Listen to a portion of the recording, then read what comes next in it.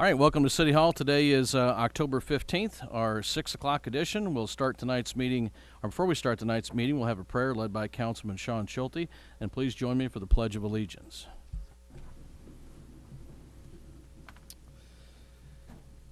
Heavenly Father, as we begin, we invite you into our meeting this evening. We ask for your guidance and your wisdom. May our discussions be open and candid. May we be respectful of everyone's opinion. And may the outcome of our discussions benefit the citizens of our city. We ask these things in Jesus' name. Amen.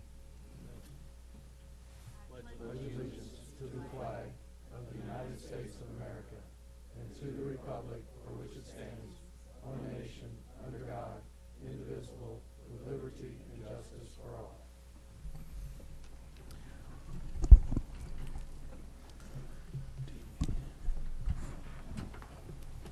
Do we have any scouts?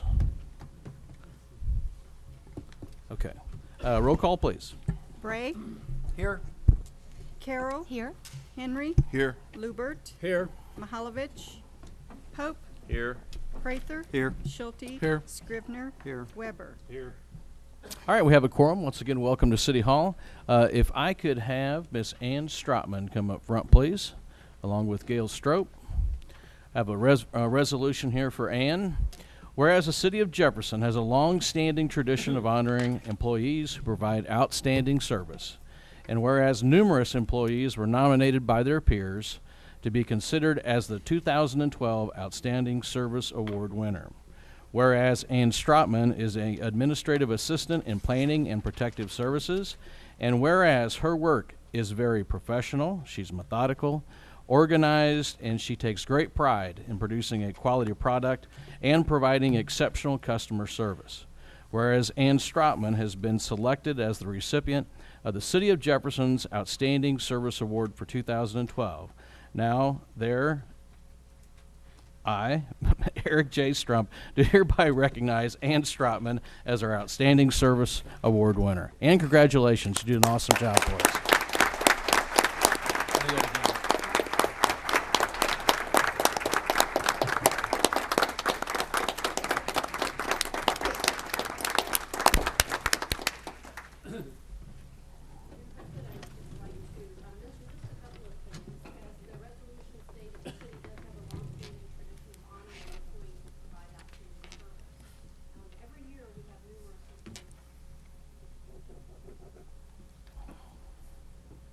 Can you hear me now?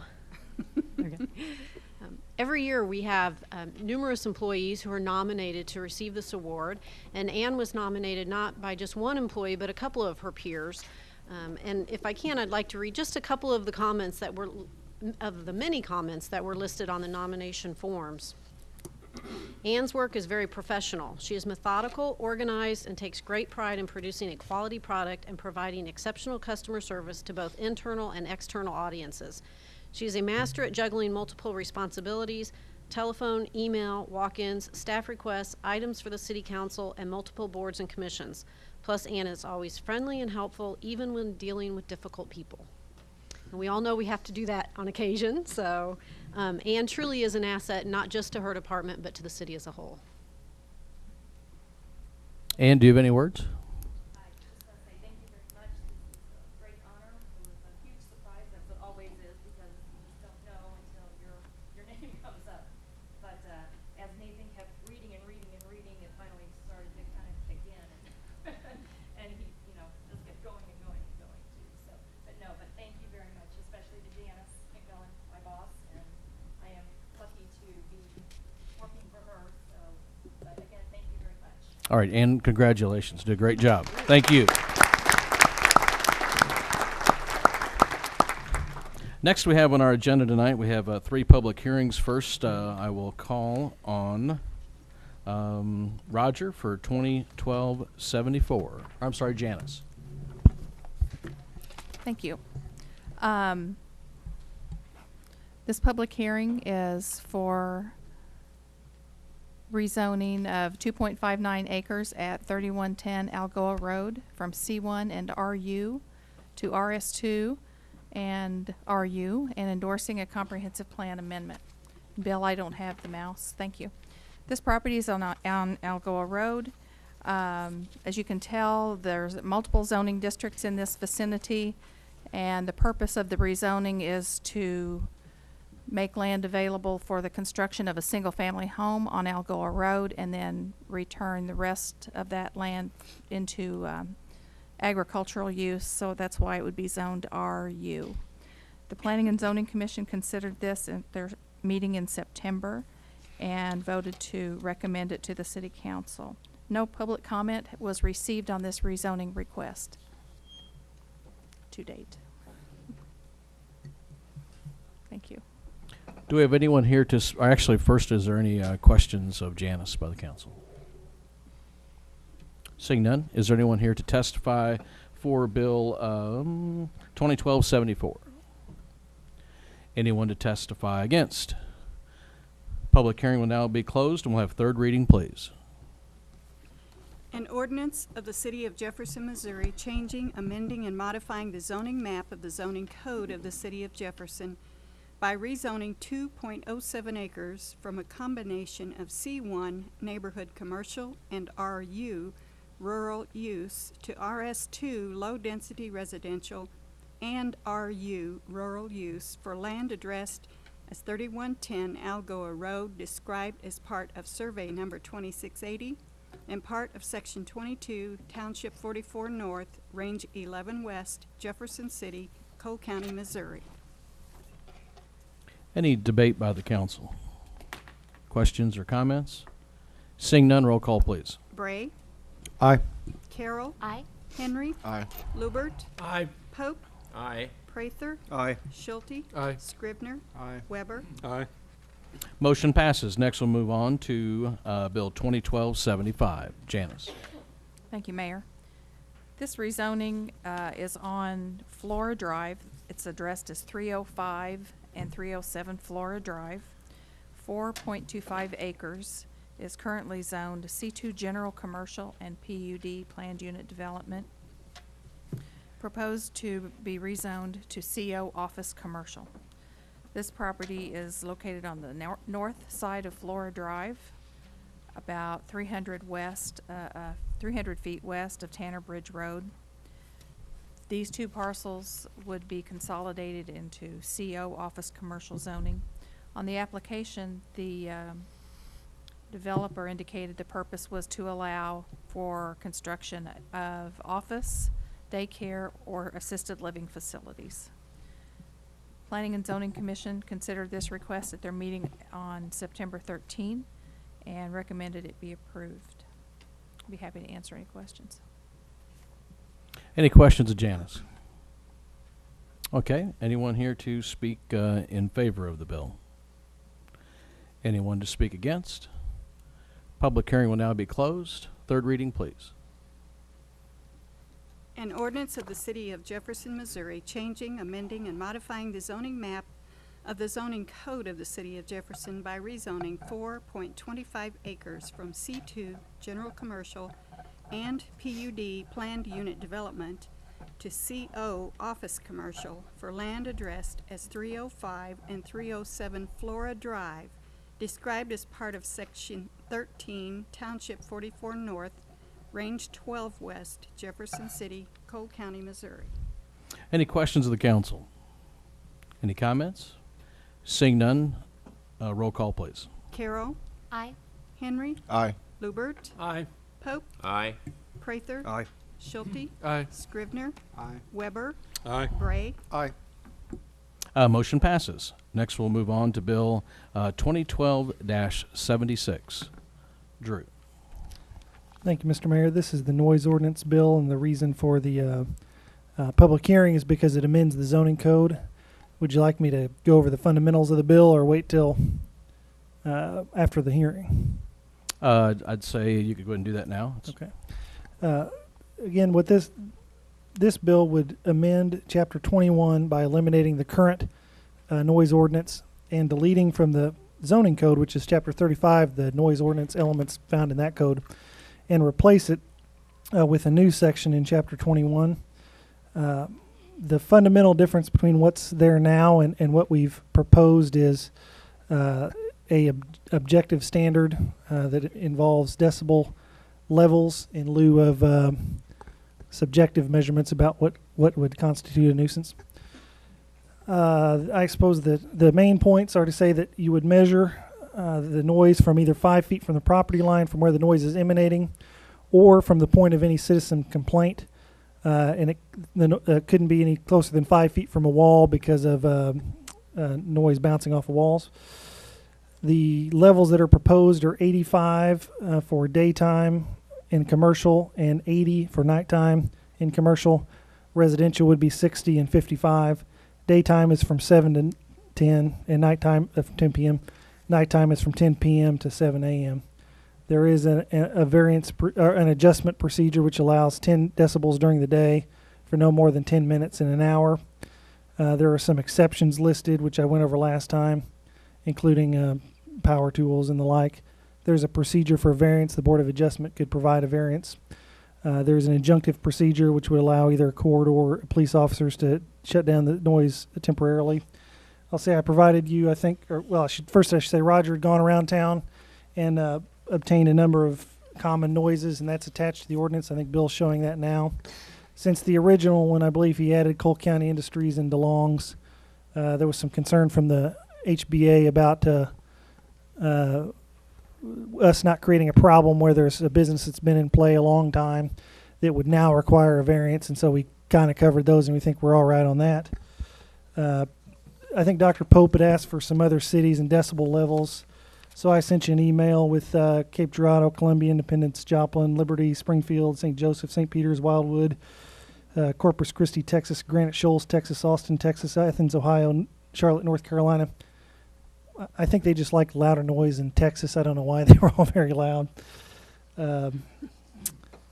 And let's see. I'd say in some of those cities, there's variance. You know, some are quieter than others. Some have longer nighttime than others. So there's quite a bit of that. And someone asked about how sound dissipates. So we sent to you the way sound dissipates is the inverse square law. So essentially, whatever distance you're hearing the music from, if you double that, it'll reduce by a half. And I guess if the council takes this up, before you take it up, we've got a sound demonstration, but I'm not going to do that unless the council actually wants to take up the bill tonight. Happy to answer any questions either before or after the public hearing. Okay. We'll have the hearing now. I would Is think there any so. questions of Drew before we go any farther? Bob?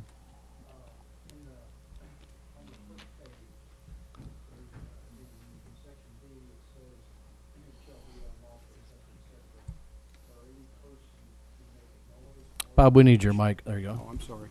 To make a noise or vibration. And I was wondering, how are we going to measure vibration in this ordinance? That's true. That vibration almost always accompanies a sound. So we don't have a separate measurement for vibration, although that's really, if you get into the details, the vibration is what you hear or feel more than the sound itself typically. But we might be violating the Scrivener's razor of putting something in here. But I mean, I have a reason for that question, because I got a phone call last night from someone who indicated that they do have a situation where frequently there's music being played that's not necessarily loud, but several blocks away they can actually feel the vibration. They thought it, was maybe just them, but in talking with their neighbors, they find that it's a common thing for the neighbors, and we're talking maybe 5-6 blocks away. Well, I should ask Roger, do you know if the vibration picks up?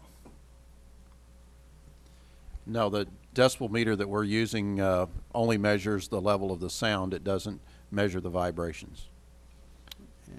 And Nathan, do you have an answer, sir? Actually, I do, because this is actually a fairly common complaint. You'll frequently hear it phrased more in the sense of somebody heard a car driving by and they'll say it was so loud that it rattled their windows. What you're seeing there is not the sound, but the wavelength, and so it could be actually a fairly even an inaudible sound, and yet you could still have that effect, and it just resonates with, when it hits a certain object, particularly glass, or you'll see like in older parts of town where the glass is kind of loose, it'll hit that glass and cause that glass to vibrate, and that's the sound that you're hearing, or that's the sensation that you're getting. It just reacts with certain materials. Okay, so I guess one of the questions that I have is that something that, since it's mentioned in the ordinance, is that something that we should be prepared to address in this ordinance as much as we address sound, since it is, according to this person, it is so prevalent that his wife moved from the bedroom to the front of the house to try to get away from it, and apparently it is frequent. What we've done in this section is declare those things a nuisance. So there's not an objective standard for the PD to issue a ticket on it. I don't think, but it could still be brought under the nuisance code, which is has advantages and disadvantages. It's essentially an administrative process where you declare it a nuisance and abate the remedy. And if they don't abate the remedy, you can enforce the abatement. So it is something we can deal with, but not necessarily by measuring it per se. Well, yes, with this ordinance, there may be a way to measure those vibrations. That's not in this ordinance. We'd have to deal with it just as a declared nuisance. Okay, thank you. Any other questions for Drew tonight? Okay, seeing none, we'll open up the public hearing. At this point in time, we'll have testimony from people in favor of 2012-76.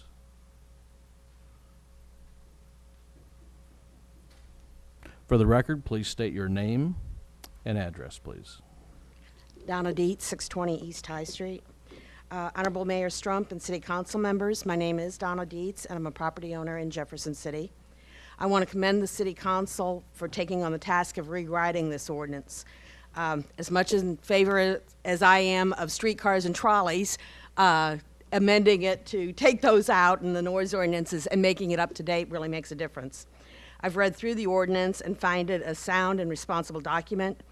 It's actually kind of scary to think that listening to a lawnmower for 2 hours, which is a lot of what we do on Sunday afternoons, can be more detrimental than some of the industrial and commercial applications.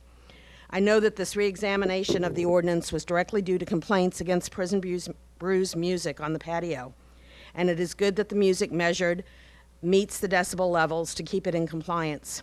The work that Deb Brown, Ron Dawson, and the late Juanita Donahue have done to build up this neighborhood have surely made a difference in the neighborhood and for property values of the property around those buildings. In fact, 10 years ago, the noise that was being heard by most of the neighbors was loud fistfights and some gunfire. I hope that the inspiration that they've done on those buildings will help others be inspired to actually keep up the rehab effort, and that the progress will continue. I would note that this area is a commercial one, and 50 years ago, you would have actually had a lot louder noises there. As it was a working dairy, we would have had trucks going in and out of there at all times, loud noises with the metal vats and such.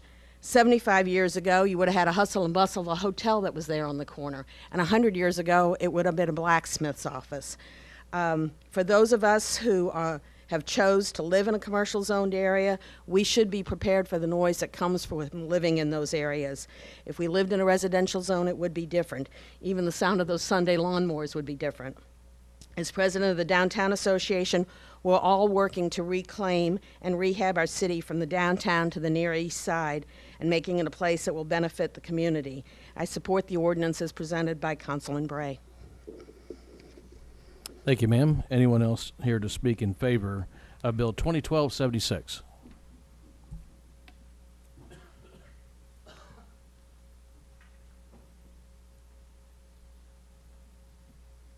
My name is Stan Idell, and I live on 319 Ash Street.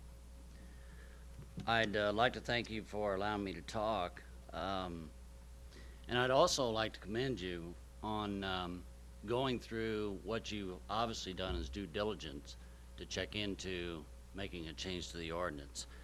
I have to tell you that I was in 6th grade when I took my first music lesson at East School. And I'm originally from here. I was born and raised here. And played a lot of music in high school, obviously, and in college, and I played as far away as South Dakota. I played in our governor's mansion. Most recently, I played in Columbia, Fulton, Hartsburg, Ashland, Lake of the Ozarks, and of course Jefferson City. And those have been on both inside and out. I have played in 4 different venues in our fair city. In playing, we play obviously to get paid, but I will tell you that we've tried to return to the community some of what we've gotten by playing at your Thursday nights on High Street for nothing, as well as the Missouri State Prison ceremony. So it was quite a surprise that I received a letter after playing at one of your outside venues from a local attorney telling me that not only myself, but all members of my band were being threatened, as far as I could tell, from the standpoint of the liability that was being incurred upon us by playing outside and participating in outside activities in Jefferson City. I had no clue. I can tell you that, you know, if I was playing in my high school band after hours, I might have been guilty, but certainly not in this case. I didn't know I was breaking the law. I had no clue, and I have no intention of breaking the law. But it was very startling to get that letter. And so when we talk about the ordinance, I think we have to take into consideration what the ordinance is for. And I see the ordinance for a lot of things. I support it. And I support it because it protects the citizens so that they know exactly where they stand when it comes to these type situations. I think it protects the establishments. And unfortunately, or fortunately, I live on a street where there's 2 establishments that are very close. And I'm very surprised, whether it's prejudice or what it is, that would cause one entity to be called on many times for noise violence or noise ordinance, and I never see the other one with police showing up. And I can tell you that the noise, it doesn't make any difference which one, but honestly, the one that is not being called on, the noise many times is louder, and it's inside. So it does that and sets it to a level playing field. The other thing that it does, I think it keeps you from having your police responding to unnecessary calls. And I think it helps the police to respond in a way that is good for everyone, because everyone understands what that particular ordinance should be and what everybody's agreed to. And the last thing it does, it somewhat helps protect me from liability. So that's why I support it. And you know, I think when you have places like Prison Brews, like Mission, all those places, they're good places. They're much better than some of the places that I can tell you that I played, and I hope I don't offend anybody here, but they are much better than the Jeffersonian and John and Ethel's, where I used to play when I grew up, okay?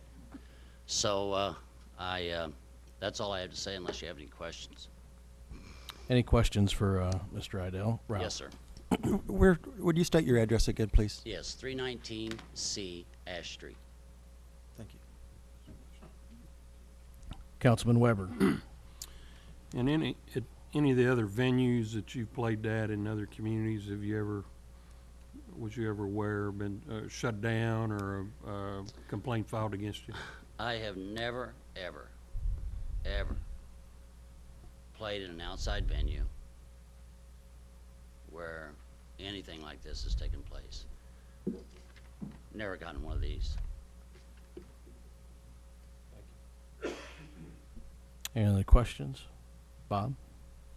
Have you played in an area where you have a mixed neighborhood type situation? Yes, I played in Columbia, Missouri at Shiloh's, which is very mixed. About the same situation. I've also played at Bengals, which if you know Columbia, it's the old Shiloh's. So I played in both those areas. And of course, you may know, if you know something about Columbia, you know about it Shiloh's, where they put up the big wooden fence. It was an eyesore. So yes, I have. Any other questions? Thank you very much for Thank being you. here. Anyone else here to speak in favor, if the mayor could speak tonight? 2012-76. Yes, sir.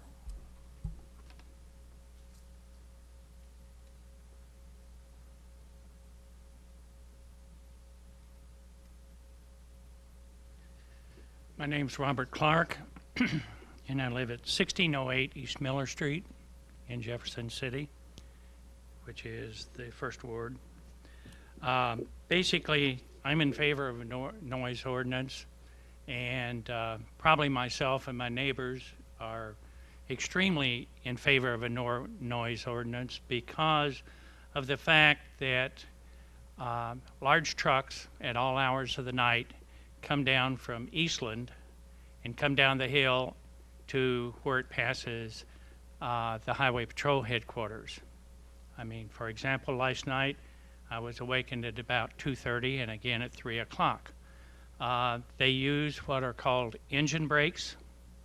Some people refer to it as Jake brakes, which is a trademark company name used that is manufactured on some engines, where the driver at the top of the hill will flip a switch and determine how many cylinders will be exhausted, and it causes a very loud noise coming all the way down the hill. And it's been increasingly getting worse and worse over the last few years. Not all the trucks do it. A lot of the trucks don't implement their Jake brakes if they have them on the truck. And according to Jake Brake, which is a private individual, manufacturing company, in fact, they're the largest manufacturing company of engine brakes, they indicate that most of the noises that are caused by these are because of modification to the exhaust system, which is illegal under federal law since 1986, and that there is actually no need for the Jake brakes unless the hill is somewhere around 5 degrees in slope or very long. So the largest manufacturers suggest that a lot of these truckers are doing it sort of as their fun. The only thing I'm concerned about on the ordinance under the exemptions, it lists transit noises and trucks. So, but you do have a decibel listed for 80,000-pound vehicles. So I don't know if there's a conflict in it or not. If you look at your 80,000-pound vehicle, I believe it's 85 decibels, which is the EPA standard for truck manufacturing since 1986 at 50 feet. All I would say is myself, and I've talked, this has been a common topic in our neighborhood, and I'm sure it should be across the street at Nelson too, Nelson Drive, but I would just support the ordinance, but I want to make sure that if trucks are violating federal law and other laws, that late at night there should be a way of preventing this. Many cities have ordinances that restrict engine brakes during certain hours for certain sections of the city. And it would be very nice if the city could address this issue in some way, because it is very loud. I don't know if any of you have heard trucks use engine brakes as they go down a hill, but it really outperforms your tornado sirens, to be real honest. Thank you. Thank you, Mr. Clark. Any questions for Mr. Clark? Bob? Mr. Clark, if we were to, because we've had conversation about this before, Yes, I and there'd be you know, probably a significant difficulty in consistent enforcement of something like that, but I'm sure spot enforcement could be done. If that ordinance were amended to include jake brakes and periodic enforcement was done, do you think you could live with intermittent enforcement? I think if we could establish a sign that there would be some effect, we shouldn't indicate it as jake brakes, otherwise you'll get a nasty letter from that company. But I think reducing the amount would help. You're always going to have people that violate the law and, you know, hey, it's 2 o'clock in the morning, let's wake everybody up on this side of town and everything. More than likely, according to what I found on the internet, that the law requires a truck not to be modified past from the original manufacturing, and a lot of truckers go in and put these larger stacks on them, and so they make more noise, which is a federal law, not a state law or a city ordinance or anything. But I think anything that would help, whether it's a sign or whether, I know it's very difficult to enforce, and one of the big problems when I talked to people, I believe it was about a year ago, was trying to stop a truck on the expressway. When there's curbs there, there's no place to pull over. And it creates more of a safety problem trying to stop a truck in that area. But I know that in looking online, there's a lot of cities that have addressed it and found that just by putting up a sign or making it known, it has reduced it significantly. Sure. I'm sure that it would just have to be a situation where, as we do speed enforcement from time to time, an officer could be there to direct and hear. But obviously you can't spend all your time doing something like that, but I agree a sign would be helpful. And one thing you didn't say, the truckers do that to save their brakes too. They'd rather use their engine to slow down, but it's largely to make noise. Yes. On that hill is less than a 5-degree slope, and you know, if they were doing it to save their brakes, 90% of the trucks would be doing it. Yep. And it's just a few, and generally I think they're local. Thank you. I have a question for Drew. Would this ordinance include the brakes that Mr. Clark is talking about? No, it is, as pointed out, specifically exempted. Trucks and traffic are not part of this ordinance. If we deal with that separately, and I know, as you appear to be aware, and Councilman Scrivener recalls, we did deal with this a year ago, maybe. 2010-77 Oh, is what the clerk fantastic. just told me. That's exactly what I was thinking. The council at helping that time did decline to move forward with that bill.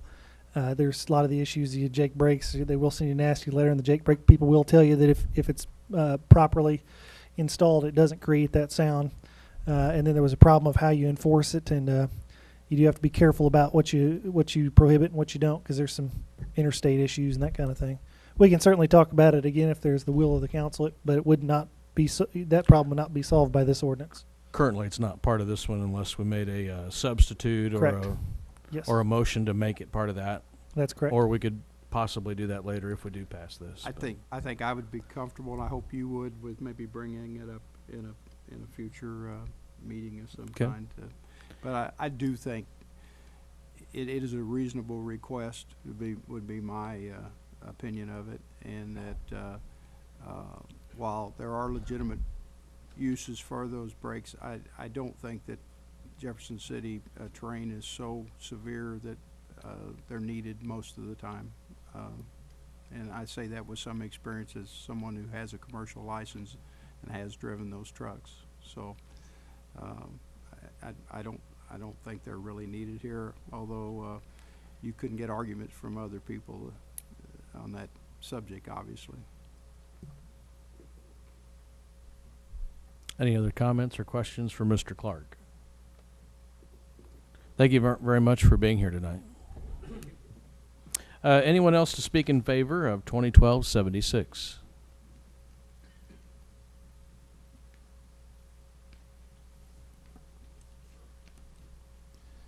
Evening, councilpersons. Appreciate the opportunity to speak to you. My name is Mark Mamert with the Chamber, 213 Adams Street.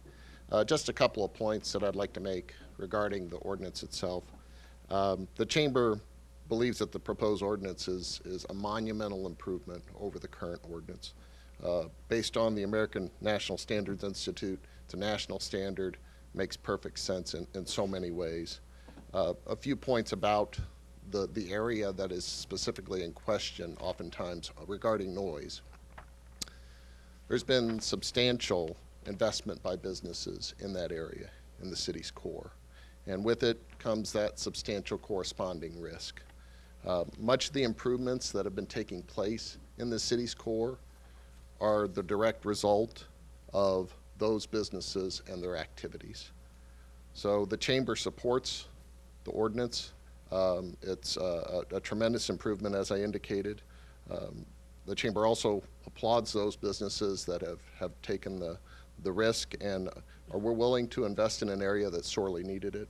And we appreciate the council's support in redevelopment efforts as we continue to encourage businesses to locate in the city's core. Thank you, Mark. Any questions for Mark? Thank you very much for being here. Anyone else in favor of 2012-76?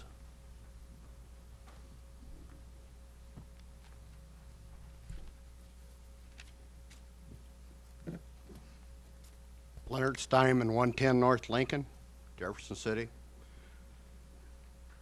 30 years of driving a tractor and trailer. I've been through all aspects of it, not just locally, all over.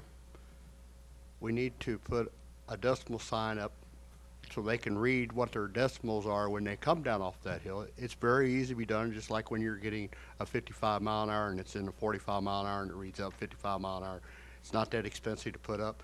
The other factor is, a lot of people don't realize there's 3-stage and 4-stage jake brakes. They're also cruise control. They're running on cruise control. Unless they flip the switch, it automatically goes in. They don't do it on purpose. It automatically goes in when they get to the certain speed limit. When they get to that speed that they got set, it automatically kicks in by itself. And they have to be noted that they're doing that. They're not actually doing it intentionally, but they are saving their brakes. If you know to put brakes on an 80,000 pound vehicle, to replace those brakes costs roughly $3,900. And they go out very frequently. And that's the only reason why they're using the exhaust brake is to save that, and so that you know that there is a cruise control on there. The other factor is, in my neighborhood, 10 o'clock at night, Friday and Saturday night, it's so loud when they stop at that stop sign at my intersection that it vibrates the window and vibrates my bed. Now, I know I'm within 30 feet of the intersection, but they'll sit there at that church and they just keep turning it up and turning it up and turning it up. And I'm getting tired of calling 634-6400. And I would love to have it straightened out because it's the same 19 people that do it. Thank you. Any questions for Mr. Steinman?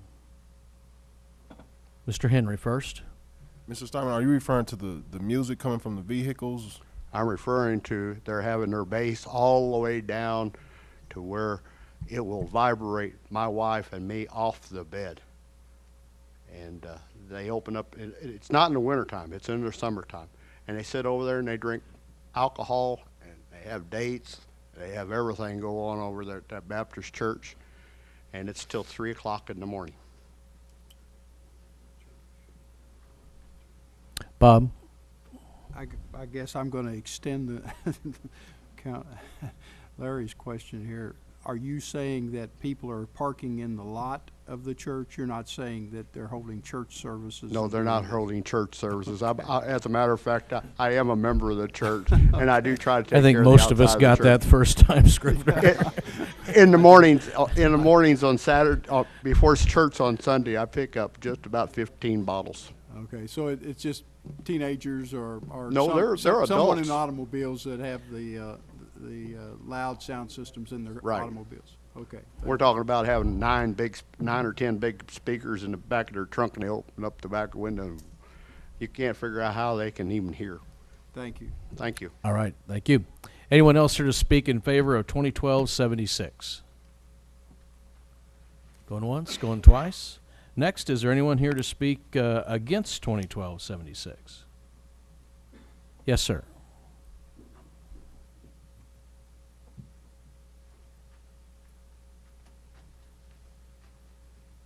My name is Michael Brownstein. I live at 320 Ash. I didn't know this was really just about prison brews, but I have a speech, but I want to say something up front. When the Mission first opened up, they did not close their doors. And Deborah Brown and myself looked at the sound thing, the sound monitor, and we saw how loud it was. What changed us from Mission was Mission closed their doors. They're still loud. The music's still loud, but the door is closed. It's inside. And the people who complain about that live in East Side Terrace, they tell me when it gets too loud. I go over there and I give them a courtesy of making it softer. Outside in Prison Brews on the patio, they can't make it softer. They can't close the door. That's just an aside. So we did have there's a whole lot of police reports, as far as I know, on the Mission for too much noise. I just didn't ask for that one. Here are the problems with the ordinance. First, the zoning committee did not okay the ordinance the way it came to us tonight. It's different from what we saw at the zoning committee. There were a few substantial differences made after the proposed ordinance passed from the zoning committee. This should be of concern to this council because that alone could open you up for litigation because what the zoning committee passed on to you is not what we're seeing right now. It's different. And I thought they had to prove it before it got to this office, but I may be wrong. Secondly, I met with Councilman Bray, very nice gentleman, a couple hours at my house. He agreed with me. Well, he came up with the idea that 9 o'clock on Sunday through Thursday should be the end of day. Saturday and Friday could be 10 o'clock, and I thought this was great. I told my neighbors, they thought this was a great idea. This is from the gentleman who put together this ordinance. He said make it 9 o'clock on the weekdays, 10 o'clock on Saturday and Friday. My neighbors and I were okay with that. He also said that at nighttime at 10 o'clock when the music's supposed to stop, 80 is too high. He said bring it down. I don't remember his exact number, but it was way below 85. As a sponsor of this bill, I feel since he has concerns, the bill should be tabled until the bugs are worked out or fixed. He's a sponsor of the bill, and he himself sees flaws, but he says we want this bill to come now so we can have the winter to tweak it. Winter's going to be pretty soon. There's not going to be any music on any patio outside during the wintertime. I hate to find out the first spring day when we didn't tweak anything, loud music coming out. Okay. I understand the staff did a lot of work on this bill, and I appreciate their work. I really do. But over the last 6 weeks, there have been substantial changes made to the ordinance. I wonder if staff even knows about this. Councilman Scrivener said, this is in the public record, are we going to allow outdoor bands in the city close to residential areas? That's really the question we're asking ourselves. I don't have a simple answer. My question is, to be honest, if you don't have a simple answer, then maybe we should put the bill aside and do some more work on it and make it so we have all the answers. Mr. Hilpert's going to play some examples tonight of music for us, or sounds at different rates. But he's not, because of time constraints, he's not going to do it for 4 hours. He's not going to do it for 15 minutes. He probably won't even go from past 10 minutes. I have some examples. What does 85 decibels sound like?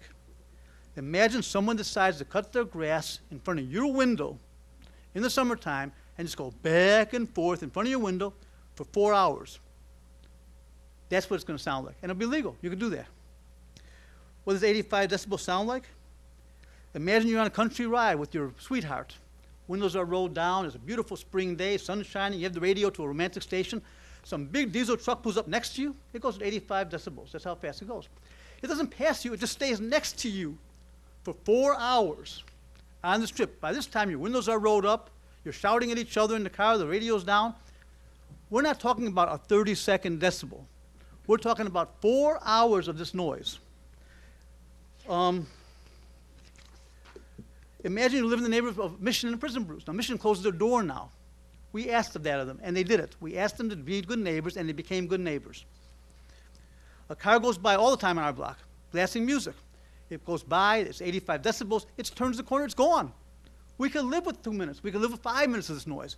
But imagine sitting there listening to this music for 4 hours or 3 hours or 2 hours when it's not music anymore because it starts bouncing off of walls, going into alleys, and it becomes noise. Our windows vibrate. People get agitated. They call me up. I said, please come to the meeting. I don't know why, but the letters are on file. They're all on public record. Okay. We have a bunch of police reports. This is all on Prison Brews. This is a sample. I got some from the City Hall, and I got some from the police department itself. I am on some of them. I won't tell you a lie, I have called. But there's a whole bunch of other people on here, too, who've called, including a woman who lives on Chestnut, who said, and this is the actual police report. The RP, I guess the RP is the woman complaining, am I right? She says she lives close to Prison Brews. She lives on Chestnut, so she's a block away, Chestnut. She says, I'm very unhappy about the noise coming from the bar and would like an officer to call her and explain how they can get away with it being so loud in a residential area. I've talked to her. I've told her she lives in a commercial area. She thought she lived in a residential area. She said, it doesn't matter. She said she's called many, many times the police on this issue. I got one police report because I just asked for a sample. I didn't ask by name, okay? A gentleman named Aruma lived right across the street from Prison Brews, Eastside Terrace, and the Mission. So both are doing it at the same time. He passed away. He used to tell me the music is killing me. What are we going to do about it? The music's killing me. I thought he was talking figuratively. I never thought he was serious. After a concert, one Friday night, he died. Did he die because of the music? I can't tell you this. But the fact of the matter is he told me the music is killing me over and over again. And maybe I should have taken it more seriously, especially when his nose was bleeding real bad and we had to take him to the hospital a few times. Okay. Here's a letter from somebody who lives on Ash Street. She says, I had to take medicine because of a variety of health issues. One of the most important medications requires rest immediately after I take the recommended dosage. I'm reading right from her quote, signed twice over 2 years' time. We didn't redo the letter. She just signed it 2 times. She says, when Prison Blues amplified performances outside on their patio or on the street, I am not able to take this very important medication because I cannot rest. The noise will not allow me this privilege. I feel very strongly that my health and my health issues are more important than individuals drinking and listening to loud music on Prison Brews patio. Not only disturbs me, it keeps me from staying healthy. I go for physical therapy throughout the week and have frequent consultations with my doctors. I feel very strongly that the sound ordinance should be, she can't go with this. It's just, I don't know how she's going to, how will she survive when it's 85 spiking for 4 hours? It's not going to happen. Okay. We've been told that a lot of money has been spent on our neighborhood. And yes, when we first moved there in 1998, it was a Wild West. We sat on our porch, we watched, we didn't have TV, we didn't have to. We could watch it on the front porch. And I wondered at the time, it's a block. Why can't the police close this one block down? The neighbors got together. Harold and Ann, Dorothy Clemens, Deborah Wims. Deborah Wims took a shotgun to her shoulder and walked up and down the street. Soon, all the drug dealers were gone. All of them were vanished. We heard from the next door neighbors to us that because the owners are putting so much money into the building, don't bother their tenants. Their tenants were selling drugs, were running gangs. I appreciate when Prison Blues moved into my neighborhood because the first thing that happened was they were evicted. We couldn't get it done, but they could. That was a great thing. Suddenly the neighborhood was quiet until music came on the patio. Okay. We too spend money on our homes. We all do. We don't have a lot of money, some of us. We have to do the best we can do. We take care of the major projects as we can take care of them. We can't go ahead and hire 10 contractors, and it's not going to happen. We don't have that kind of money on our block. I would like someone to give me a loan that I've got to pay back, or give me a grant so I can fix it. I would love that. Okay. It's not about money. It's not about how rich it is. It's not about the risk taken. We welcome Prison Brew into the neighborhood. We complain about parking, but we don't complain about that now. We only complain about the music. We don't complain about the drunks, what I'm complaining about now. So I'm going to stop venting on that and keep on this thing. Okay. We don't really think money is the issue here. It's quality of life. And if Jefferson City feels that somebody who has money deserves a better quality of life than those who live around it, there's a disconnect here. It's a real serious problem, in my mind. It's not always about money, but it's always about quality of life. Last time I was here, I said this. First they came for the Jews, but I did nothing because I'm not a Jew. Well, really I am. Then they came for the socialists, but I did nothing because I'm not a socialist. Then they came for the Catholics, and I did nothing because I'm not a Catholic. Finally, they came for me, but there was no one left to help me. That was from somebody in 1946. My take on this. When the noise first came to Ash Street from Prison Brews and the Mission, I did nothing because I lived on the west side of town. When the noise came from the cafe a mile away, I did not care. Even as my friends began seeking medical assistance because the noise caused them to become too agitated after 4 hours of listening to it. It's not music when it's bouncing off the walls. When the noise came to 1 block from my house, it was already too late. I too was a nervous wreck, needing medical help, but it was too late. The ordinance had passed. Thank you. Thank you, Mr. Brownstein. Any questions of Michael? Mr. Lubert. Are you aware of any evenings when Prison Brews had music but had it inside? Was that objectionable? When Prison Brews has music inside, we got one complaint. One young lady sent me, and this letter's on file. It's because all the stuff we gave you is on public record, right? Well, I would assume, yes. Okay, there's a letter from a young lady who said she has children, even when Prison Brews and the Mission is closed. She doesn't name anything. She doesn't name Prison Brews or the Mission. She says when the doors close, the music is sometimes too loud, it disturbs her kid. But we've talked about this, her and I said, this is how we're going to deal with it. It's quiet when the door is closed, and your door is closed. It's not so bad. We could live with this. It's like noise outside. It's not a big. And she said, fine, I'm going to go along with it. But she said, put it back on the patio. Whatever it takes, we got to get it down. We got to get rid of it. We can't have it. Did that answer your question? So inside, no one complains. Except one person. Well, one person, but she. Mr. Prather. I'm going to ask this question because I really don't know the answer to is how many times has this happened in the last year or maybe the last 2 years that they've actually had bands outside? Okay, thank you for the question. In 2011, there was a ban on the thing. We filed a complaint. That was in May of sometime. I think it was May. I got the police report for that one. And Deborah Brown promised not to do any more bans for a while until whatever happened. She had 2 concerts that summer because the police said it was a disturbing the peace thing.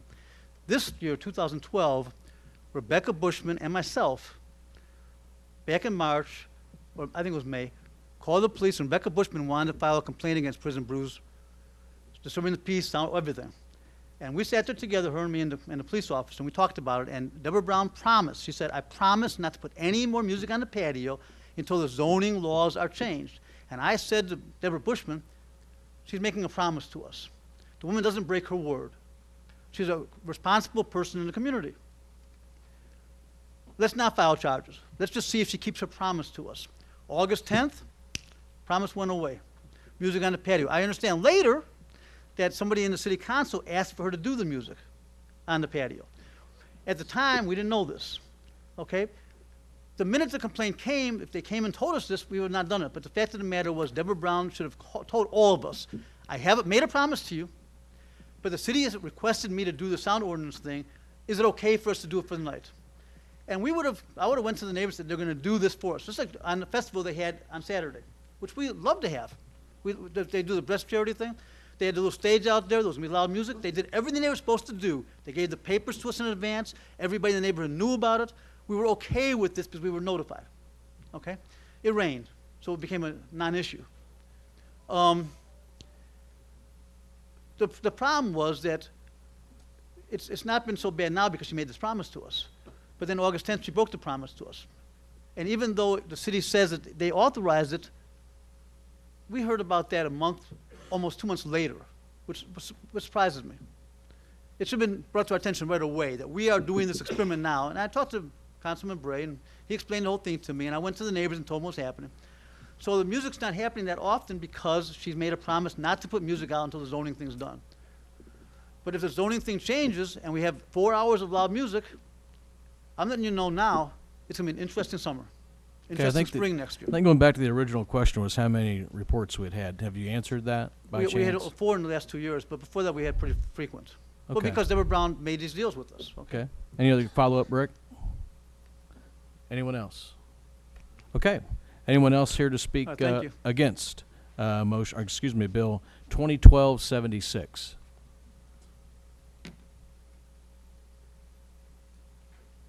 Jerry Nomar, 1515 East Miller. I commend the work being done to amend the ordinance. I think it needs to be done. But a man's home is his castle.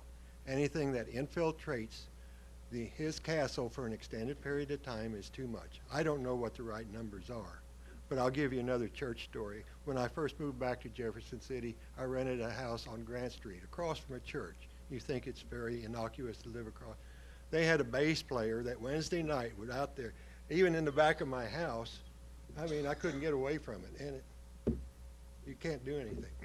The ordinance said if you can hear it 50 feet away, I could hear it 50 feet away, and they would not cooperate. At least Debbie Brown is sometimes, trying to cooperate. And I think the ordinance needs to be updated, but what are the right numbers? Thank you, Jerry. Any questions for Jerry tonight? Thanks for coming. Anyone else to speak against 2012-76?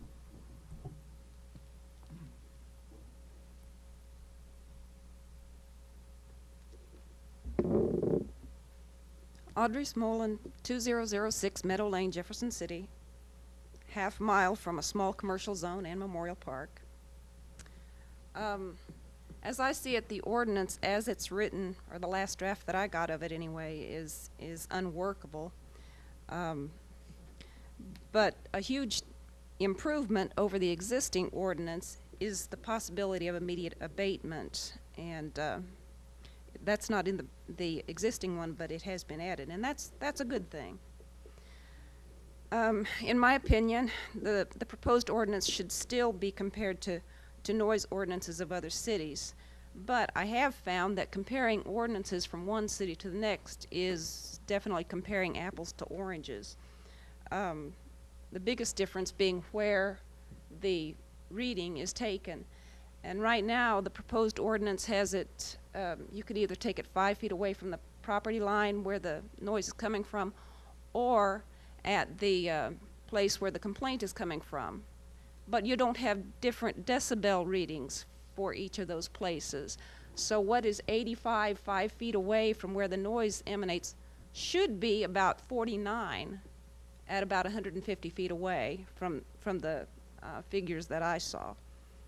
And to repeat a story that I told last time, I was on the phone with someone who lives on Ash Street. He was inside his house on a landline phone with his door shut, and I could hear the music over the phone. Now, if it was 49 decibels at his house, outside his house, I really doubt that I should have been able to hear the music over the phone, but I did. But I would think, as noise complaints go, that the important reading should be at the property line of where someone lives or somebody has a complaint about the music.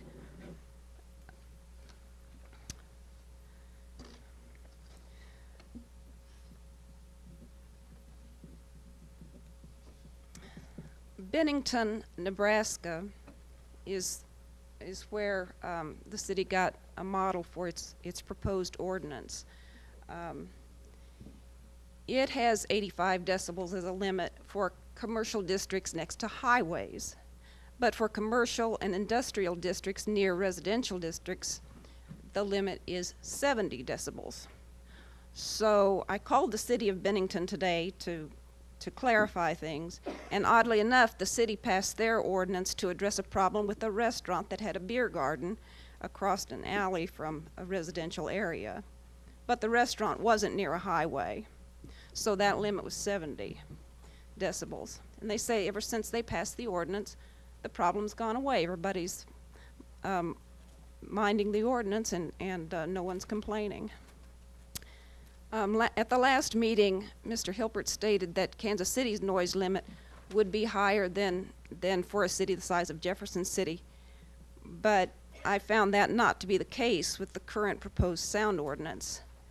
Kansas City allows up to 80 decibels, but also prohibits creating a noise disturbance at 50 feet from amplified music, if the noise comes from amplified music, or it also prohibits any sound that disturbs the peace and quiet and comfort of the neighboring residential inhabitants, or is at any time louder volume than is necessary for convenient hearing for the persons who are in the room, vehicle, or chamber in which the noise is generated, who are voluntary listeners, or is plainly audible across a residential property line 50 feet or more from the source of the noise. That's what Kansas City does to take care of their residents who live near their commercial properties. And I'd like to address a few of the comments that were made at the last council meeting. concerning the noise ordinance. First, there was a comment made by one council member that he was sure that you all had heard from residents of Ash Street, but not certain that you'd heard from anyone who owned property on Ash Street. Well, I just want to throw in that Mr. Brownstein and his family owns 3 properties on the same block as Prison Brews. So you did hear from somebody who actually owns property on the block. Another comment that was made and repeated at that meeting was that we have 2 competing interests here, commercial and residential. And I have to challenge that premise because commercial and residential can peacefully coexist. There are other businesses around there, even another, as Mr. Brownstein stated, even another bar.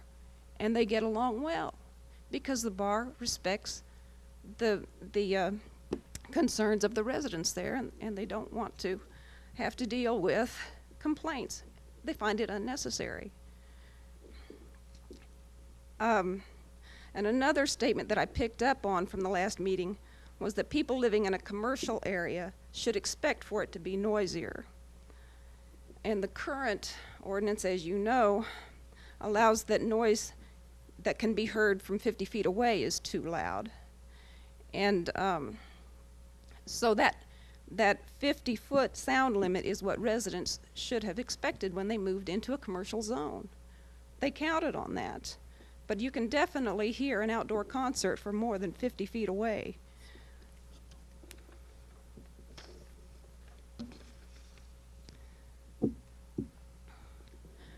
And of course, as we've said before, the proposed ordinance and the concern about its passage goes beyond the Ash Street area and Prison Brews. I'd be willing to bet that each council member has some place in their ward where there's a small commercial area or maybe a large one that has surrounding residences. I know that Mr. Pope and Mr. Scrivener, who are over the ward that I live in, have the corner of Boonville and Maine, where West School is located. There's little businesses right at that corner, but there are a lot of residences really close by there. And none of those businesses or even the school make enough noise to disturb those residents, at least that I know of. I'm half a mile away, so I guess I don't really know, but I haven't heard of any complaints. But there aren't any outdoor concerts down there that I know of either.